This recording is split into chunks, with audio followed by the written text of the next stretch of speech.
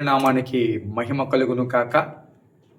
జీవన తొలి సంధ్య అనుదినమన్న అనే ఉదయకాలపు ఈ వాక్య ధ్యానములకు మిమ్మల్ని ఆహ్వానిస్తూ నా నిండు వందనాలను తెలియపరుస్తున్నాను. ప్రభునందు మాకు అత్యంత ప్రియులైనటువంటి దేవుని పిల్లలారా ఎలా ఉన్నారండి? కొద్ది రోజులు గ్యాప్ తర్వాత మరలా ఈ కార్యక్రమం ద్వారా మిమ్మల్ని కలవడానికి దేవుడు చూపిన కృపను బట్టి నేను సంతోషిస్తూ ప్రభుని స్తుతిస్తూ ఉన్నాను.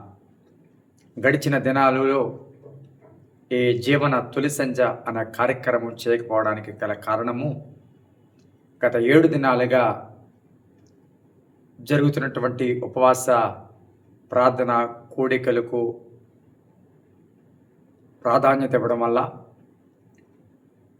సమయము అనుకూలత లేకపోవడం వల్ల చేయలేకపోయాము. ఉదయకాలపు ప్రార్థన, సాయంకాలపు ప్రార్థన దేవుడు అద్భుతకరంగా 7 దినాల కూడికలు ఆశ్చర్యకరంగా దేవుడు జరిగించి ఉన్నారు. మీరు కొంతమంది ఆ కార్యక్రమాలను వీక్షించారని నమ్ముతూ ఉన్నాను. అద్భుతమైన రీతిలో, బలమైన రీతిలో దేవుడు నా హృదయంలో పెట్టిన ప్రేరేపణ, ఆలోచన, థీమ్ ప్రసవ వేదన దినములు అనే ఆ మాట చేత 7 దినాలు దేవుడు ప్రతి ఒక్కరిని కదిలించేటట్లుగా మాట్లాడి ఉన్నారు. యెజ్రా గ్రంథముల నుండి అద్భుతమైన విషయాలను పరిశుద్ధాత్మ దేవుడు 7 దినాలు మాకు బోధించి ఉన్నారు.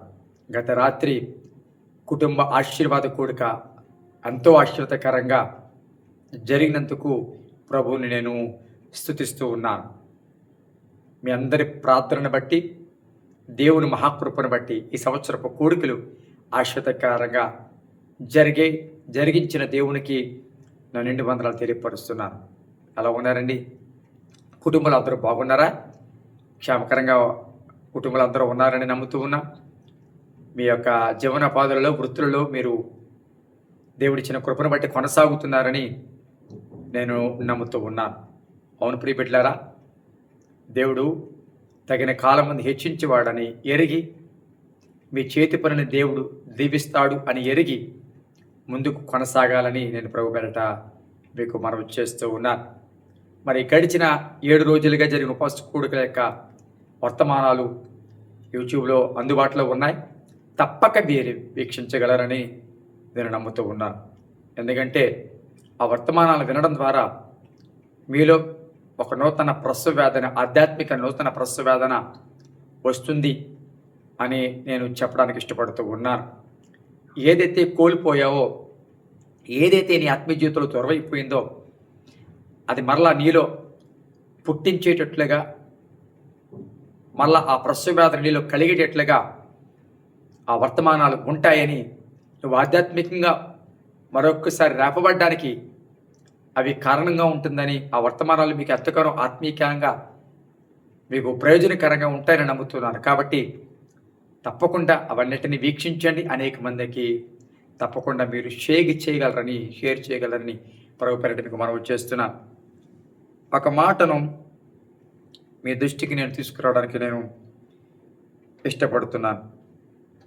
31వ సంకీర్తన. నాకు నీ చెవియొగ్గి నన్ను త్వరగా విడిపించము, నన్ను రక్షించుటకు నాకు ఆశ్రయశైలముగాను ప్రాకారము గల ఇల్లుగాను ఉండును. ఇదేమని పెట్టారా? ప్రాకారము గల ఇల్లుగా ఉండును. ఎంత గొప్ప విలువైన గృహమైనా ప్రాకారం అనేది లేకపోతే భద్రత లేదు.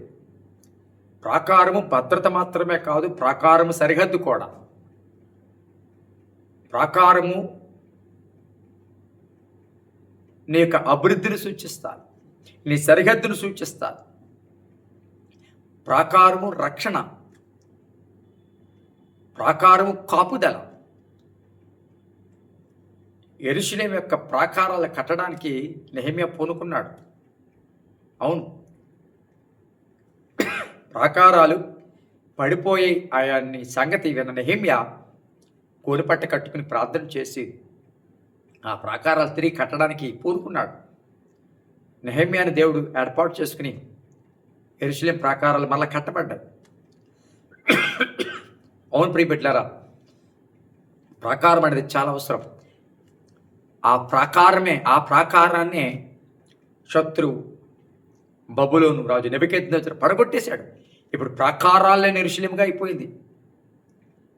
భద్రత లేని యెరూషలేముగా ప్రాకారాలు పడగొట్టి శత్రువు యెరూషలేములోకి వచ్చేశాడు. యెరూషలేమును శిథిలం చేసేశాడు. యెరూషలేము మందిరములోని ఉపకరణాలు తీసుకుని వెళ్ళిపోయాడు.